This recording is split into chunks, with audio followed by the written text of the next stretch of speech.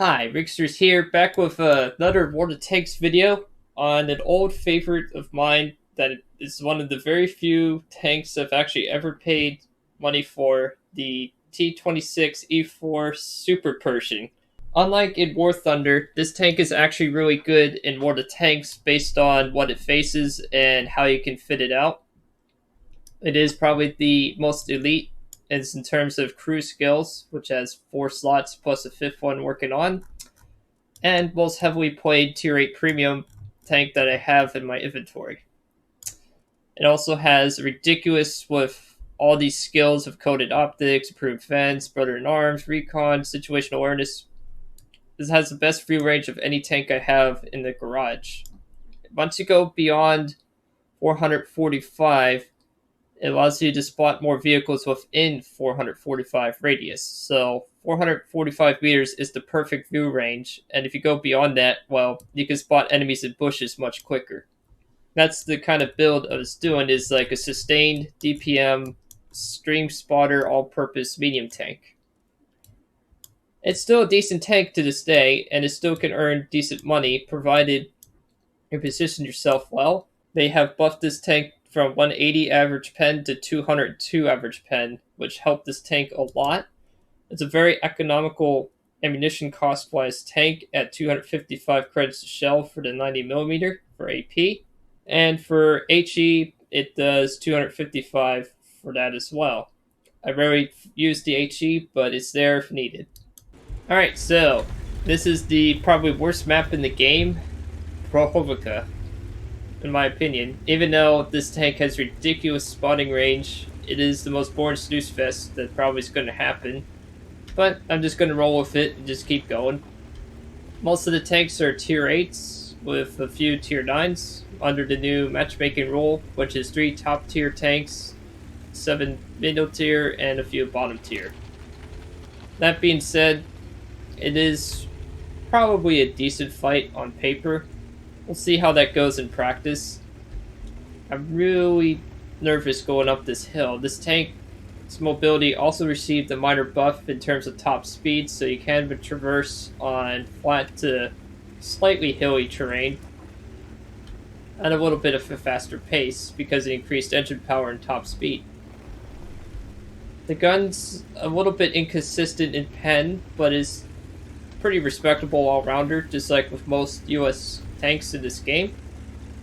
My preferred tank class is usually the mediums and the lights, followed by tank destroyers. I'm not really that fond of traditional heavy tanks, outside of the weird ones like the French AMX 49L, for example. Those I do like as well, because they're kind of unconventional.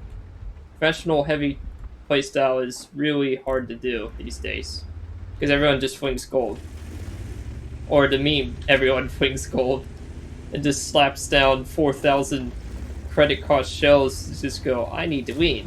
Press the button. Oh wow, look, I did insane damage, kind of thing. I don't do that. The only time I've ever truly fired more than 5 gold rounds in a single match was when I used to do the esports or ranked competitive modes. That's the only exception I've ever done that for. And that's the only time you really should do that. Outside of that, it's pretty much useless, in my opinion. Now this match right here with the Centurion, if I go just a little bit further up the bush, I might be able to get a silhouette here. Zooming in with the ×25 option. It's under settings.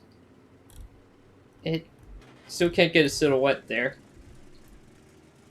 Now this tank is much stealthier than the 49L, so I don't have to worry about getting spotted quite as frequently, but it could still happen, especially if I shoot a shell into him. I almost hit him, but he died, kind of thing. There is a Lorva, or Low, or as I call it, the Low home improvement store. It's not really pronounced low, but it kind of is funny to say. It's really pronounced Lao. And that's an okay tank. It's not a great tank, but it's a decent one. That actually used to be the most expensive tank in the game, believe it or not. It used to cost 70 US dollars back when that thing was brand spanking new, and that thing printed credits like crazy. I mean, everyone wanted to get their hands on it for making more credits. Nowadays, it's average. It's gotten a buff or two since, mostly in that lower front plate, and the credit earning potential has dwindled a little bit, but it still can make a lot of money. Just not as frequently money, because there's so many other tanks in this game. Like this Scorpion right next to me. This guy right here is the bane of all tanks. That thing could shred, and if he has good aim, he can shred pretty much anything that comes up here. As long as artillery doesn't hit him, he's pretty much set. It's a high alpha tank destroyer. Very good one, in fact. Very lightly armored, very mobile, heavy hitting gun. They're very hard to counter at range, despite having that weak armor as their weakness. I'm going to move up just a little bit. I don't know what this GSOR is doing, but I'm going to follow the Borwinski. Oh, well, not Borwinski. I can't pronounce French. Pardon my French. That is a premium, or kind of premium, weird medium tank that's very compact. It's a pretty good tank. And also, as you're denoting here, you have neutral steer. So you can turn in place without having to move forward, which is nice. Just trying to see if I can get a shot in this low here.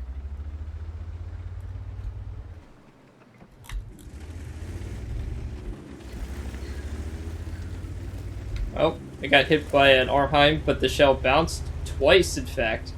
A WT also fired and bounced. Okay, well, I ain't going further up there then. I have to wait a bit. Oh no. He got slammed by the two tank destroyers. But now I can move up just a little bit, wait for the shell to steady. There we go. Finally, your second damaging shot of the match. Gee, Manice, that took forever. But like I said, this map is kind of meh. It's pretty lame. And I just detract the low, so now he's vulnerable to hits. Take away the tracks of a tank in this game is a good supporting thing to do. The low fails to pen the tank, and the Scorpion kicked his butt to the curb. I'm probably going to take some shots here because I need to spot for the Scorpion. Thanks a lot. Yeah, and he did a quick voiceover command, and it just said, "I'll help you." Okay. That's a new feature to War of the Tanks. That was not there years ago. I like that feature. Allows me to still communicate every once in a while and not have to deal with E-peens, as I jokingly call it, where win rate is always everything kind of thing. The WZ-120 hit me pretty hard there. That's what I kind of figured was going to happen, so I need to get inducted under the river so he can't get an easy shot. I did spawn him briefly, so I need to back up just a little bit.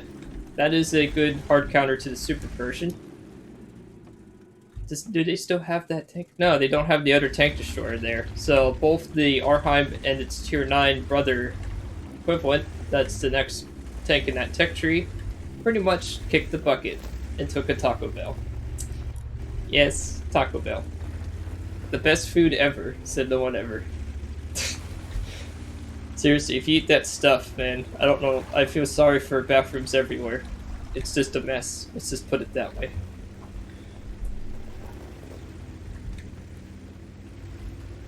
So, we're still trying to spot him. The GSOR is a auto-loading tank destroyer that's very lightly armored.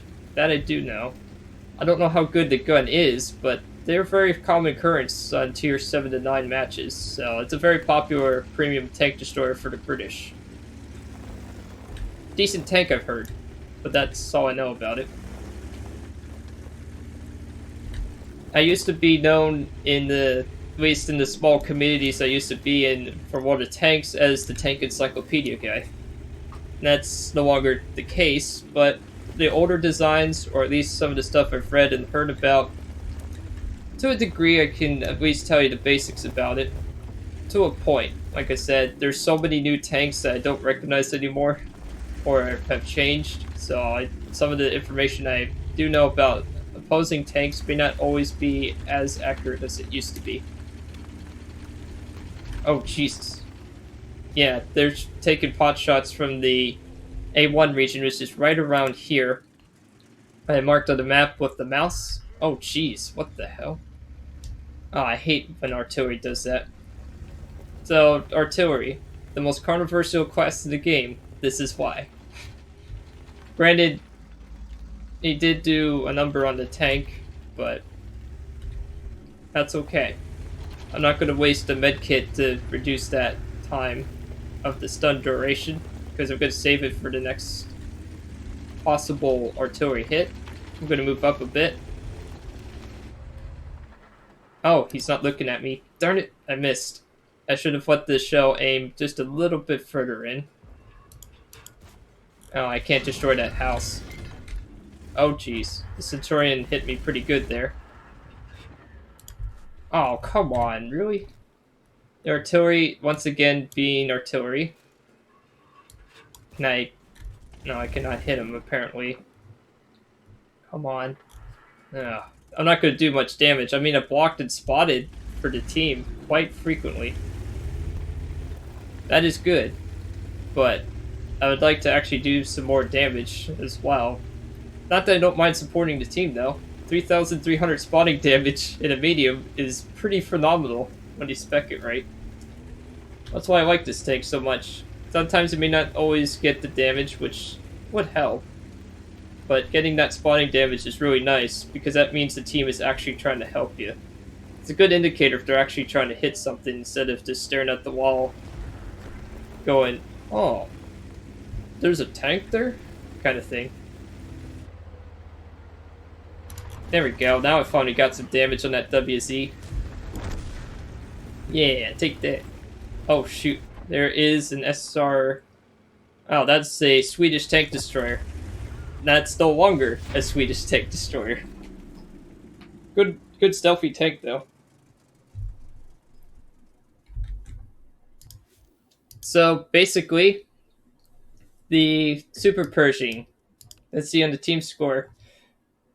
Yeah, not good on damage, that's for sure. But look at that Scorpion. 4,608. He did 100 more damage than the enemy T-30 tank destroyer.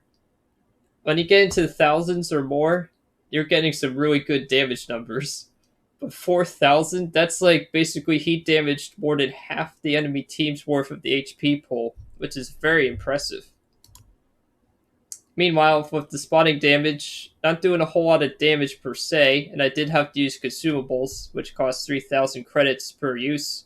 Well, not necessarily per use, per first time use. So if you use them again and they reload, that doesn't mean you get charged an extra 3,000. It's just for the first time you use it. Originally, it would earn 52,871 gross. Net profit, which is after deductions of ammunition, repairing the vehicle, that kind of stuff, blah, blah, blah. 36,729 is the profit you make from standard. If I had a premium account still active, or used to have a premium account for a little while, I would have earned an additional 30,000 credits. So 36,729 is actually a good payout for that match, despite only doing 700 damage. It was a win, the tank survived, and I spotted for the team. It's basically its own mobile scout platform. You just go around and do that, and boom, look at you go. You know, that's what you do. So, hope you enjoyed this video of the T26E4 Super Pershing. I still run a Ko-Fi page if you wish to support the channel. Still trying to get that flight stick for flight simulators. And hope you enjoyed this. This is Rigsters Journey, signing off.